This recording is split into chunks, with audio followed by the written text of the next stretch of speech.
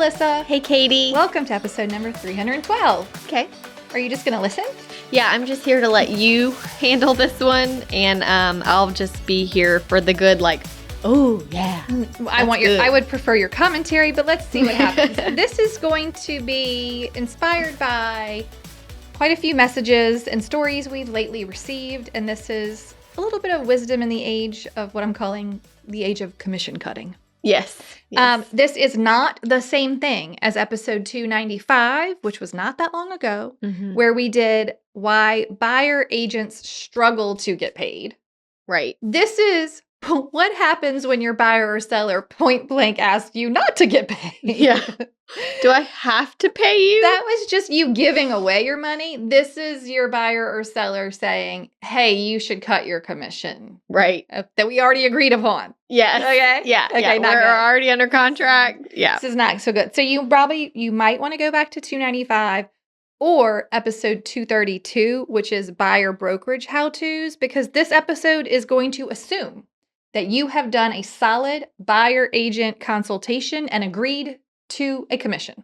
That's an excellent prerequisite. Okay? I'm assuming that. If you have not had the conversations you need to have, no good listing appointment with a net sheet, no good buyer consultation explaining everything, then what we're about to say is null and void to you. Doesn't apply to you. This only applies to those who are running their business like a business. Correct. Yeah. So this is what to do when your client then, or someone, maybe it's not your client, maybe it's another agent. But when someone approaches you to cut your already agreed upon fee. Yes. We are not going to talk about numbers. Doesn't matter what your fee is. Yeah. You pick the number. Everybody's fee is their fee. Whatever your fee is, I don't care. But this is what do you do? What if taking one of our signature courses could actually pay you back? You heard that right. If you enroll in one of our signature courses or own one but haven't completed it, finish it by August 29th and you'll be entered to win your money back. Yep, a full refund. Whether it's Email Templates 101, Build Your Own Business, or Agent Systems 101, pick the one you need, dive in, finish it, and you could win. This is your sign to stop procrastinating and finally get those systems in place before the fall market hits. Head to hustlehumblypodcast.com/courses to grab your course and get started today. And I'll tell you what happened. We received a message with a story talking about the buyer's agent was put on the spot by the listing agent. Basically, the seller had not been very agreeable during negotiations. They were now in the inspection period. The seller was still being very stubborn and not wanting to concede anything, even though there were some definite problems with the house. Okay. So they're in due diligence. Right. And instead of the listing agent convincing their seller to maybe logically make some concessions, the listing agent came to the buyer's agent and said, you need to cut your commission to make this work because my seller isn't going to do this stuff. And she felt like she was put on the spot. Yeah, not prepared. She wasn't prepared to be asked that. She wasn't thinking that that would happen. And then he pretty much guilt tripped her into, don't you want to keep this deal together? And she caved. And I think she felt kind of bad about it. Right. But it was sort of like she thought in her mind, well, my buyer has been kind of difficult. It's been hard to finally get them under contract. If they're telling me the seller really won't do anything and I know that my buyer might back out, do I want to go back out searching again with this difficult buyer? Is some money? And it's sort of like, well, what do you do? So she said, okay. I think you make a good point, too, that she wasn't prepared for this. And that was the question we received. And what I like about podcasts or my Monday morning meeting is I like to hear from other agents something they have gone through because it puts it on my radar as something of, oh, I never thought about it happening that way. Yeah. So it's almost like this episode is good to just help you prepare when those questions come up. It's going to happen. Yeah. Has it ever happened to you? Sure. I have one. Well, wait, before we move on, what would your advice be in that particular scenario? No. Just be like, I'm sorry, I can't. And it is hard because I don't know the full context. Yeah. Why would me cutting help the repairs you want me to do the repairs? Because the seller doesn't want to. Right. So it's like, It seems asinine to even ask. yeah, in this situation, that doesn't Like, why would the listing agent be like, well, they're not going to do it, so why don't you cut? Maybe they have said, I'll cut some too. But even then, you can give away your own money. You can't give away someone else's money. Whether it's a buyer, the seller, the agent. I don't think you should give away your own money either. It's like saying I didn't really do my job. Correct. But we already agreed to the fee that I was going to get paid, and I did the job. And we're under contract that you hired now. me for. I'm currently doing it. Do you want me to stop? Right. Should I just stop doing the job?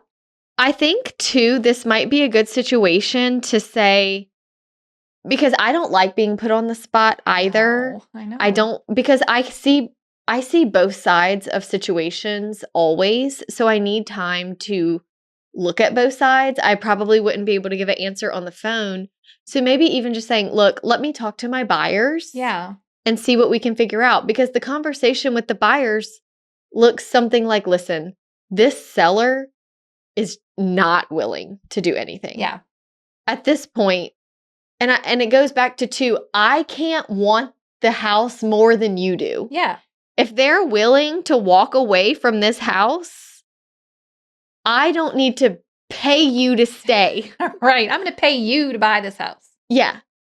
I just don't think it's the right situation to use it during that time. Right.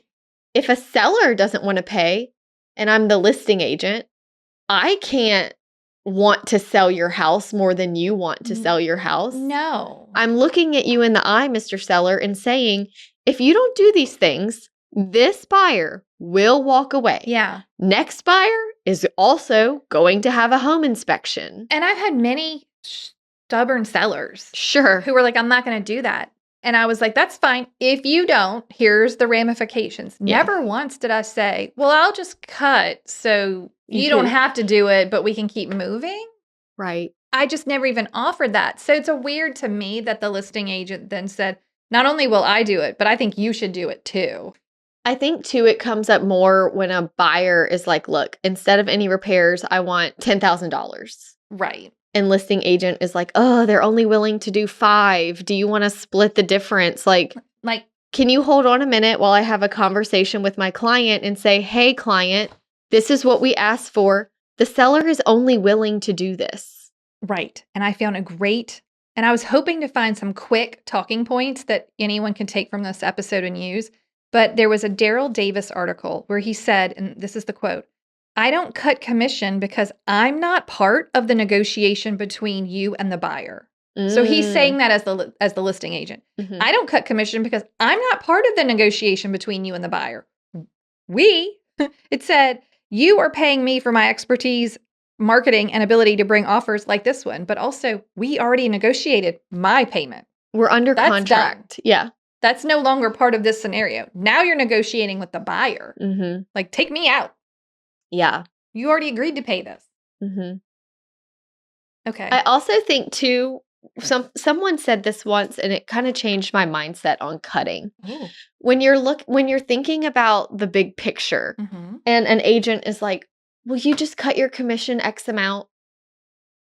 The X amount, if that is what is standing between this deal getting done, like, sometimes it's not, the deal was not going to get done. Yeah. Does the buyer want the house? It's such a small amount in the grand scheme. Of like a $400,000 house. Yes. We're talking about $2,000. Yes. That's a big percentage of your commission. Yeah. But a small percentage of the purchase price. Right. But they want you to handle the brunt of it because it's a huge percentage of what we would make. Yeah. But the smallest percentage transaction-wise. Yeah. So it's either seller is only willing to do this, and that's the facts. Right. This is either the house for you or it's not. But my $500 contribution is not going to save the day. No. That's a good point. Okay, I have a great story you're going to love. Many years ago, many. I had a client. This is my one and only successful lease purchase transaction. I had a client who had something on their credit that was going to fall off during the course of the next 2 years. Actually, their credit score wasn't half bad, but it was something on there that prevented them from getting a mortgage. Okay. It was a point in time in the market, probably honestly 2009, 10, when it was rough here, okay? And this seller was having trouble selling their home and was open. It even said, y'all, this is stuff that happened back then. Mhm. It even said in the listing, open to lease purchase. Yeah. Great. So we successfully negotiated a lease purchase in the fashion that it was with a regular purchase agreement, with a closing date 2 years away. Wow. That had like rental terms and a lease amount that was paid every month and a portion that went towards like whatever, down payment or blah, blah, blah. But because it was going to take so long and 2 agents were involved, a listing agent and myself as the buyer's agent, there were some terms worked out for how the commission would be paid out of maybe some of that first rent or whatever. Yes. Basically, we got a portion of our commission at the signing, and then we would get the remainder at the closing in 2 years. Okay. So it's a long time. Very long time. To follow up, right? Well, lo and behold, and I'm sure the percentages are low that a lease purchase ever goes to actual close. But this one, no, it did. Oh, wow. Oh, Okay. it went to close. So it goes to close. It was very much a standard closing. Like, here's how much the commission is. And we already knew what had already been paid. La la la. All of the stuff was on the settlement statement. Yeah. I attended the closing with my buyer, even though they've been in the house for 2 years. Yes. The listing agent. That's kind of fun. Yeah, the listing agent did not attend the closing. Mm. I truly, truly, truly had no clue what the commission was to be on that side. Yeah, it's none of your business. But it's not also publicly recorded. The only Right. thing I knew was what they had offered on the MLS to the buyer side. Yes. I don't know what you're getting paid. Yeah, I don't know what you charge. No clue. Right. So I don't have an idea if the closing disclosure is right or wrong. Right. Well, I guess there was a miscommunication between the listing agent and the seller. Mm. And the way they broke down the commission, I got the right number. Okay. The final payment of what I needed was on the settlement statement correct. The listing agent did not get the right number, but it was the total that the seller was expecting to pay. So the seller's happy, I'm happy, buyer's happy, listing agent nowhere to be found. Guess who calls me an hour after closing? The listing agent calls me on the phone and says, hey, the commission was broke down incorrectly and you're going to have to cut me a check for the part, like we have to split this because it wasn't done right. And I'm like, well, hold up. One, this is the number that was on all the documents and that's what I got paid. So my number is correct. My number is correct. And he was like, well, the seller actually got confused and didn't understand and forgot or like whatever. So you want me to pay you now? Mm-hmm. You want me to pay you for representing your seller and not attending closing and not only not attending closing, but not reviewing the closing disclosure before you let your client sign it. Correct. That sounds like stupid tax. Yeah, and Do you know what stupid tax is? Oh, yeah, I've heard this before. When you have to pay money because you made a stupid choice. And I was like, listen, I got paid correctly per the contract. I'm sorry that it didn't work out for you. That sounds like it's between you and your seller. Very good. You're so good. Because I don't know what and he said, well, they're not going to do it. They won't do it. Me neither. And I was like, I'm sorry. And he's like, but I have to, I'm not joking you when I say this, but I have to feed my family. Oh, Lord. And I said, well, I have to feed mine too. Yeah. And I got paid correctly. There's nothing incorrect about the amount I received. I'm sorry. What is that quote? Poor planning on your part does not constitute an emergency on my part. Right. But y'all, I mean, my heart was racing because I was at also a point in my career and the market was tough then. And I did, in fact, have an infant. And it was not like I can just give you X thousands of dollars and be okay. How do you even ask an agent to do that? I thought it was bold beyond. That's awful. I was like, this is the craziest thing I have ever encountered. But I was just like, no, and I won't. And I can't. And there's no reason why I should. There's no way for you to phrase this to me and we went back and forth for about 30 minutes on the phone. I was finally like, I'm sorry this happened. It's not on me. Bye. Yeah, bye. Please don't ask me Did about he this leave you again. alone after that? Yeah. I mean, he had no leg to stand on. No. I did not owe him that money. No. But I was just like. That's stressful though. It was so stressful. It was so stressful. Okay, we received another interesting story. Do you want to hear it? And then you can give us your thoughts. Okay, I just had a seller's agent, this is very similar to mine, reach out and let me know that they have miscalculated the seller net sheet, and the sellers are going to have to bring a big amount of money to closing. And in our contract, we've agreed to seller pay closing cost. The appraisal just barely came back at value. And now the agent is asking me to drop my commission to help cover what the seller has to bring to the table. What would you do? Here's the thing. I have negotiated my commission before, cut it during I'm not going to sit here on a microphone and lie to the public and say I have never done that. Sometimes you have to. These examples so far, you're like, I would never. Is a hard no for me because it's not my problem. It's not my client's problem. It's not my problem. You and your seller did not do correct math. And I'm not going to pay for that mistake. But you now don't, nor should you, nor can you, nor why would you? Right. But if they're like, here's my question. If they're like, we're walking away from the table, we'll take our chances with the buyer suing us because we literally don't have the dollars, then what do? You same? I have had people say things like that before, and my response is, do it, you will be served with papers. I will make sure of it myself. Right. I just threaten back. Like if it's a threat to if someone was brazen enough to look at me and say, we're just not going to show up to closing, sue me, then I'm like, you best bet. I will do that. Best bet I will if I have to. Just know that. Yeah. So it's so wild. It is crazy. And it's a shame. And I hope none of our listeners would ever. I can't imagine me picking up the phone to call a buyer's agent and saying, listen, hey, give me your money. Yeah, I messed up. I don't know how hard you worked, but it doesn't matter to me. Right. I messed up on my net sheet.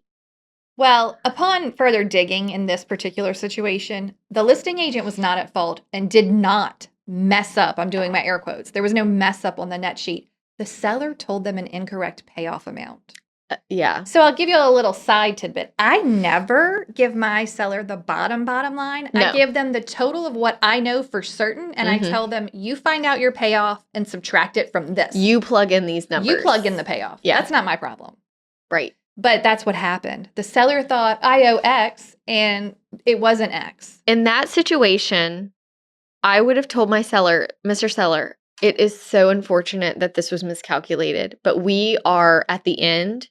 We do not have an out per our contract. Yeah. The buyers have movers scheduled. There's nothing that can be done. Right. There's nothing that can be done. And I'm so sorry that this has happened, but I would never inform other parties. Right. Because I just know there's no point to it. There's no point to it. Okay, and I made a very important note here. No one is a victim in a real estate transaction. No. There's no victim. Buyers don't have to buy. The sellers are responsible for their loans and fees. They've all legally agreed to terms. Like, even if the agent did had a mistake in calculating, it doesn't change those black and white facts that the seller owes this and the buyer owes that. Like, it just doesn't change what the responsibilities are per the contract. And if you're negotiating something and a seller doesn't want to fix a broken AC, it's not your job to fix it for him. No. It might be your job to give a gentle reminder that they're going to have to tell future buyers that the AC is broken. Yeah. Hey, don't forget, you'll have to update your PDD. Do you want to do that? And then we'll have to start over. We'll go back on the market. And also, same conversation with the buyers. Listen, buyers, this is where we're at. How much do you like this house? Yeah. Is there a chance that I might have to start over showing you new houses? Yeah. And guess what? That's my job. Right.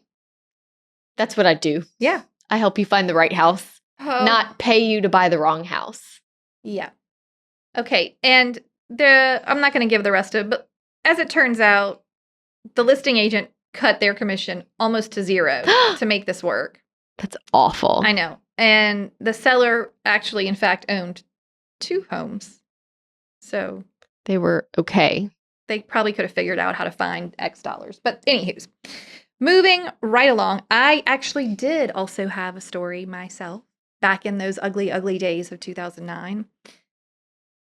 Where I'm driving to closing, pre-trid, so we just found out it can close. Oh, and you're like, I haven't reviewed anything yet. Let's get in the car. Let's go. Yeah. And I get a call from, I believe, the title company or the listing agent. I can't remember. I was the buyer's agent that said, hey, listen, Mr. and Mrs. Seller actually owe, I think it was like, I don't know, $3,000 to $5,000. Mm. They have $0. Did you know that? Did you know they were going to owe money? No, they didn't know until right before closing. Ah. Because in 2009 when it crashed, people didn't have equity for days. Mm-mm. A lot of people were upside down. And you don't have a 3-day closing disclosure to figure it out. And even then it was just like, it doesn't matter. And look, at that point in time, in that economic environment, I was like, they probably don't have $3,000 or we're waiting to get $3,000. And I was like, did your heart drop? I was just like, what's being suggested? And they're like, you can split it with the listing agent. They're okay with that. So you have to give, I had to give up a chunk, which I did because it was like, well, you had the buyers. Mm-hmm. I was like, well, some money's better than no money. I don't want to punish my buyer who found the house they want and they've done nothing wrong. And it really was going to be like, they can't close. Like they won't be able to close. So even with the listing agent doing her part for her clients, like cutting her side, it was just I feel like, and I was less experienced then too. Yeah. It was just a time where I was like, I will do whatever it takes to get to this closing today. It's today. Like it's right now. And I don't want to make the call to my buyer that says, never mind. Right. You can't go. And oh, by the way, they asked me if I would give $1,000 and I said no. And so you're screwed. Yeah. That's like the day of everything is done. People are on the way to sign papers. The level of anxiety I used to have pre-trib. Me too. Remember how much I used to hate closings? It was the worst. The worst. I used to hate closings. You never knew it was like someone was going to jump out of the shadows at any moment. I never knew when something was going to go wrong, how long we were going to sit there and small talk the whole afternoon away. We thought maybe we would get funding or a package. Oh, some RD ones that took my God. hours. So I think you've already said this, but obviously this is case by case. Yeah, for sure. There may be a situation where you're like, listen, I understand. I don't mind giving up $500 or whatever in the grand scheme of things and what's happened, whatever, whether it's your responsibility or not, whether it was your mistake or not, what the contract says, you have that right. Mm-hmm. You can make a call. You can be like, I just got to get this over with. Sure. Which I think sometimes is the thing. You're just like, I don't care what it takes to be done with this particular client. I just will do it. Yeah. Like, you just do like, I will stand my ground. And you're like, fine. Right. I just have to have this be over. I mean, there's plenty of clients where it's like, I just want it to not be going on anymore. So I think it's okay to be firm and factual and remind people of their contract, but it is also okay to make a choice for yourself. In whatever situation you're in, I think the biggest thing is taking a minute before you answer. Yeah. Can I call you back in 30 minutes? Like, do a pros and cons list. Do a net sheet for yourself. Talk to your spouse or partner. Just something that when you make the decision, you're not instantly regretting it. I made an instantly regretted one. Yeah. Not that long ago. Yeah. I had some very nice clients. I was the listing agent. But things had just been topsy-turvy in our transaction. Like, they just hadn't gone well. I actually ended up with a buyer who I showed from a sign call. Hooray! Yay! Because we were getting very few showings. So I'm like, all right, great. They loved it. They come for a second showing. They tell me they want to write an offer. Hooray! Normally I don't tell my sellers this, but this particular one was very on me about like what's going on. So I just was like, listen, seriously considering it. I think maybe they're going to make an offer. Well, in the end, they did not make an offer, and now it was my fault. Right. It is my fault. Because you said they were maybe going to do it. My seller was very upset, and I felt horrible. Because it wasn't like I called and said, yes, we're writing an offer right now. But I did tell her, and I kind of broke my own rule, and I just felt really bad. Yeah. And I'm like, this isn't going well, and we lost a previous deal. And I'm like, oh, like this is going terribly. Okay. And I really like these people, and they've already bought another house with me, and I'm just like, oh. So what happened? I cut my own commission before it was even. I was like, you know what? I know things aren't going well. How about we just adjust the listing commission? Nope. You just volunteered Yep. it? You just word I vomited? just felt it was a terrible choice. I felt so bad that I was like, what can I do? I don't know. She's going to be mad at me forever. And then, do you know what? Didn't care, didn't make them happy, and still had to continue on the market for multiple months. I did so much work, and I had already given away money for no reason, Ugh. just because I felt bad. Did you buy one of our courses and not finish it? And did you know that we can see that? Here at Hustle Humbly, we don't want your money. We want you to be better realtors. Buying our stuff only helps your business if you use it. To help motivate you, we are starting the Finish It to Win It Challenge. If you finish the course you bought by August 29th, you will be entered to win a full refund of your course. And if you've been thinking of buying a course, grab it and finish it now, and you will also be entered to win a refund. Do it for your systems. Do it for your future self. Do it for the possibility of free stuff. Yeah, so go finish your course and help us bring professionalism back to the realtor brand. If you already own a course, check your inbox for the challenge entry link. So my closing this morning, sort of similar to yours. So we've been negotiating. This was a 17 condo package. Okay. 17 condos in the same complex. Okay. I have the seller. Okay. Everything is being sold to one buyer, new investor. We have been, as we record this, it's June, and I've been working on this deal since October. So very long time. Lord. I mean, we had to have 17 home inspections, 17 air conditioners that were almost all defective. Like, oh my God. There were so many times I thought this is just never going to happen, you know? Well, during one part of the negotiations, they beat us down so hard, and my sellers are the nicest people, but it just was an unfortunate situation because they were so ready to sell. Like, they were going to make it work. They were not going to lose this buyer. Yeah, like, this is worth But we had after weeks of negotiating a price, we finally came to an agreement on price with the understanding that we're not going to be able to do anything during due diligence. So if we accept this price, you need to set your expectations correctly, that inspections are, for your information, because we have come down so much.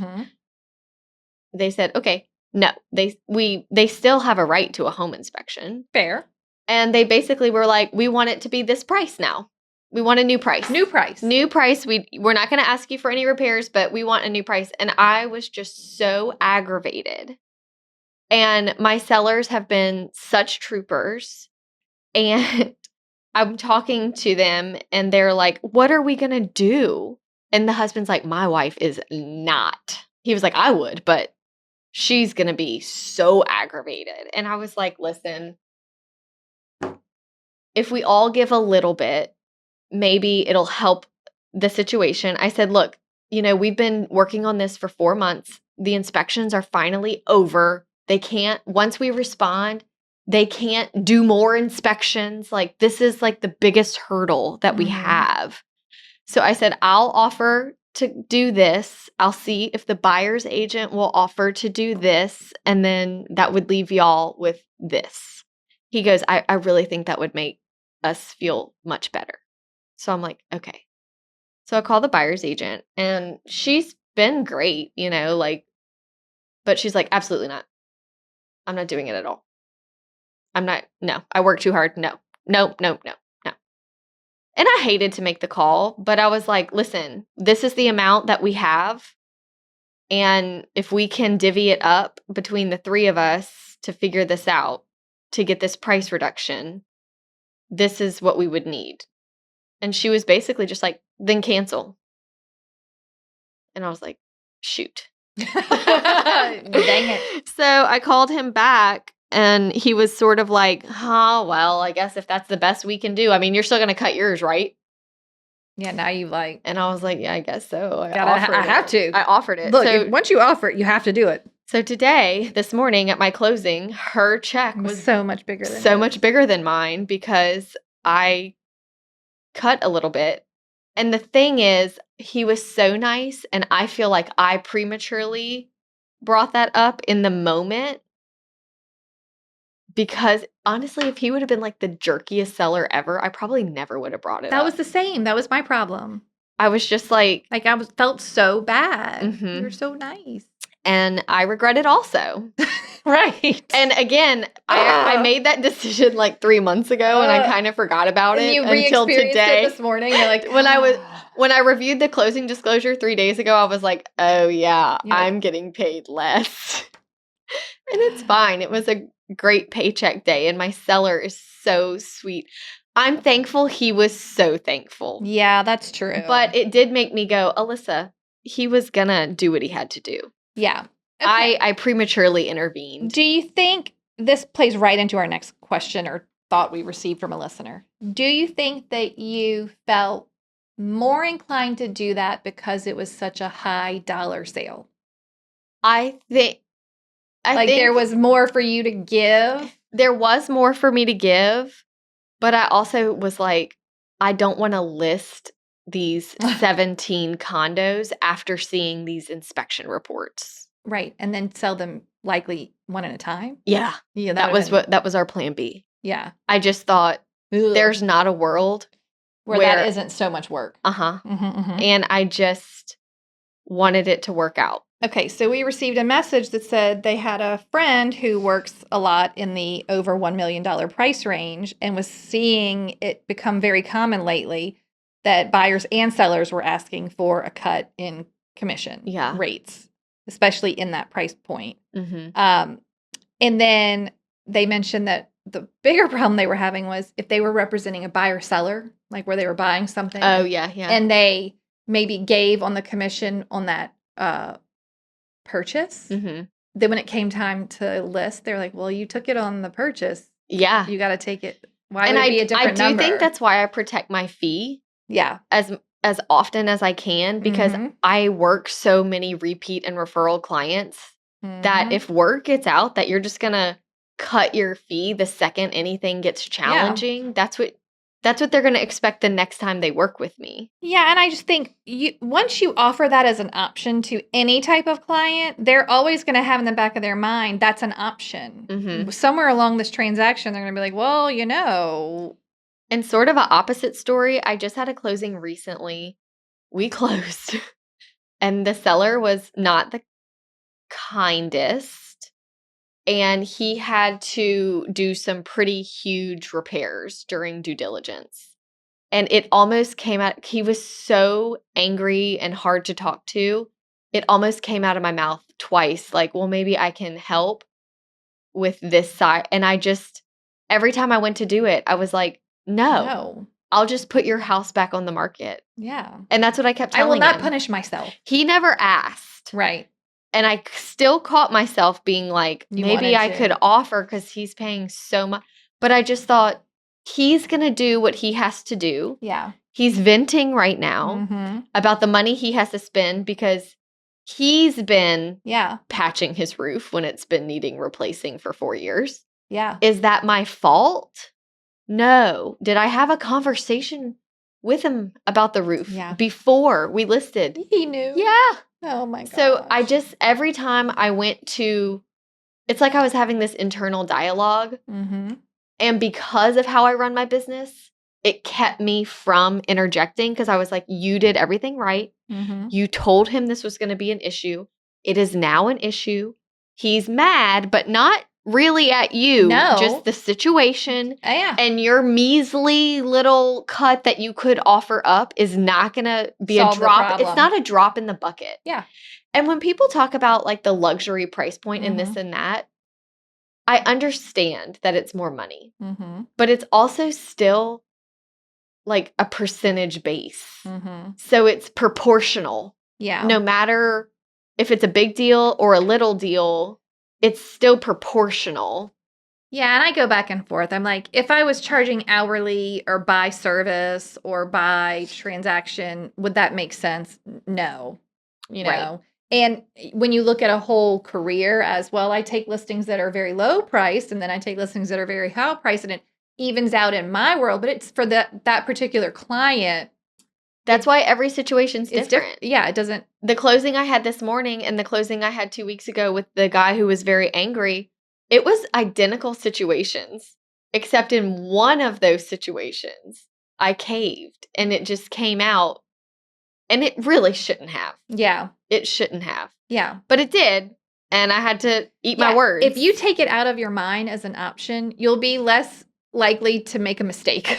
But there's like one agent in particular, I don't know why our paths cross so much, but I've never done a deal with them where it didn't come up. Like, well, maybe me and you could split it. Yeah, some people that is their go-to negotiation tool. And I'm like, that's actually not a negotiation. That is just a rolling over. Right, you're just giving away.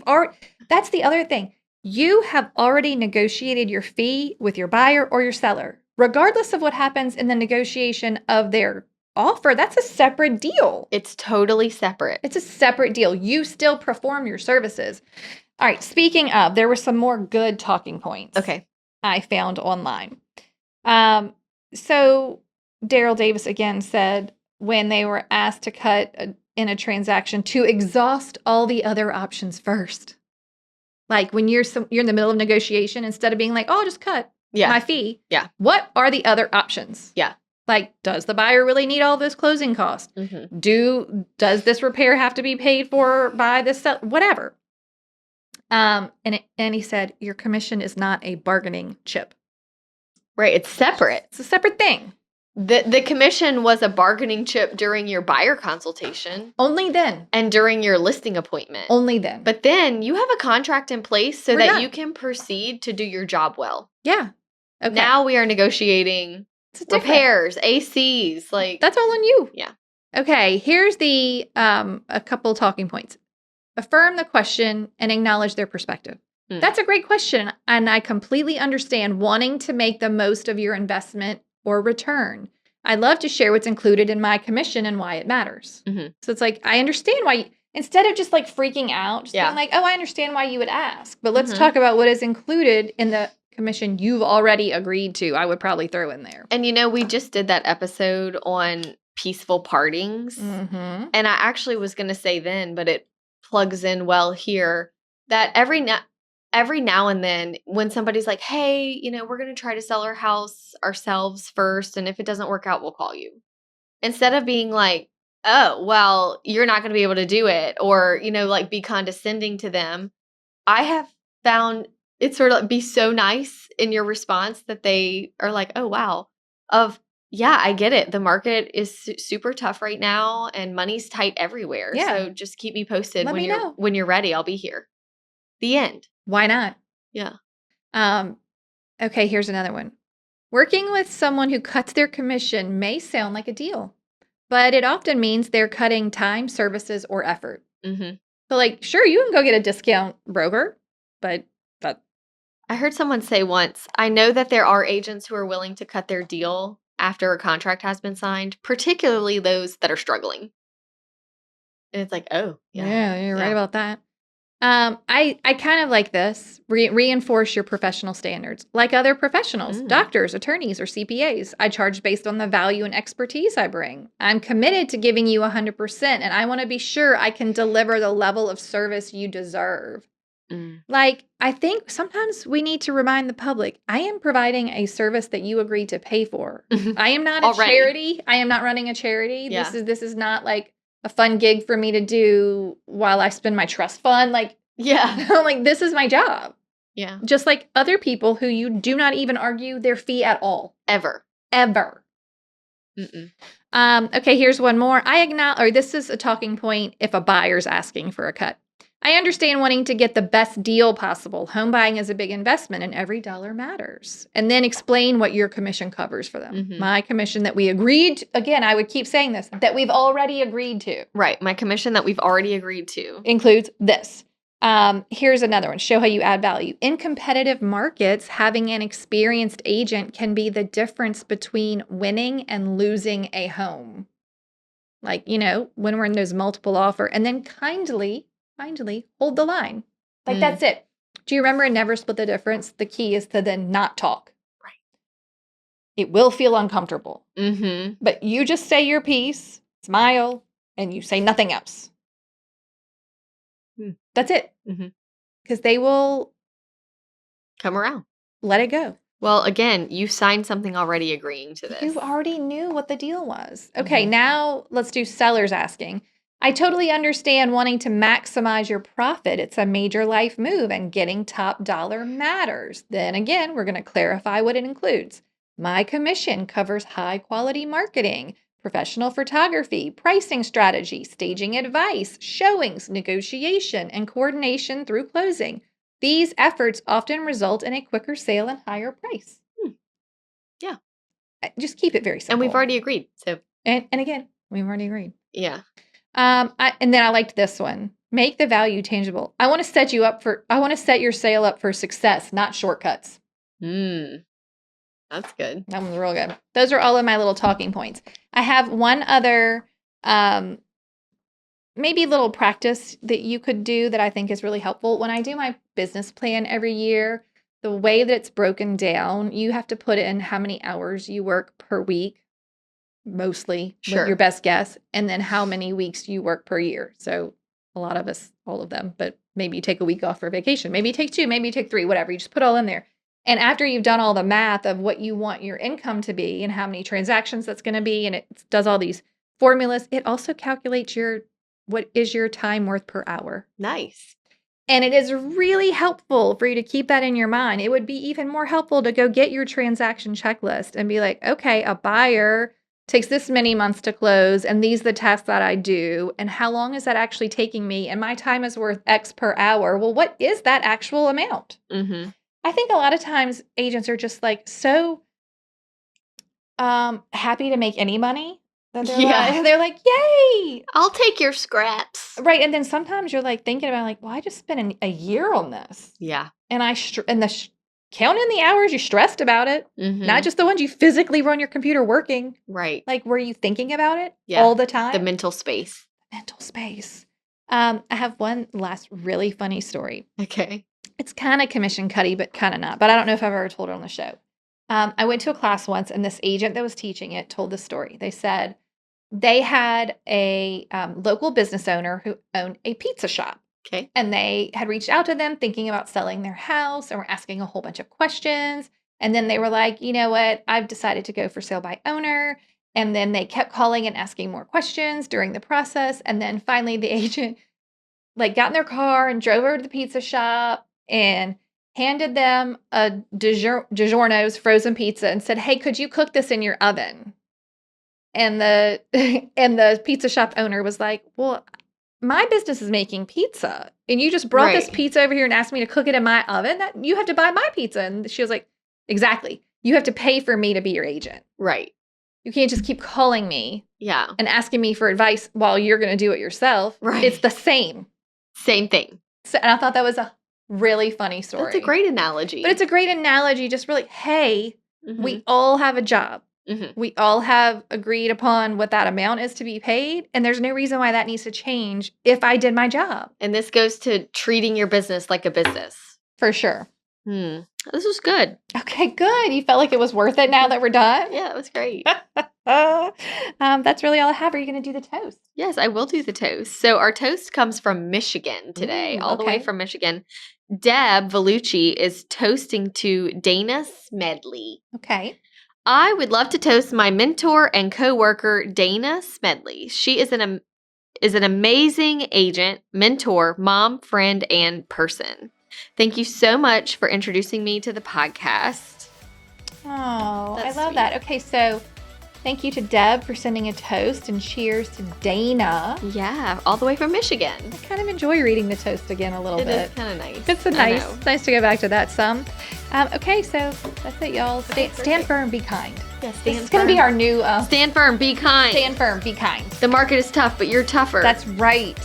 Okay, bye. Bye. Wait, before you go, if you enjoyed this episode and if we brought you value, take a minute to rate the show, leave a review, or drop a comment. We are giving away our best stuff for free. Find it at hustlehumblypodcast.com/freebies. We'd also love to see you in Hustle Humbly community. Join us there at hustlehumblypodcast.com/membership. We love chatting with you in our DMs. Find us on social media at Hustle Humbly Podcast and say hello. If you have an episode topic or someone you'd like to toast on the show, please email us at teen@hustlehumblypodcast.com. Thank you so much for tuning in to the Hustle Humbly podcast. See you next week.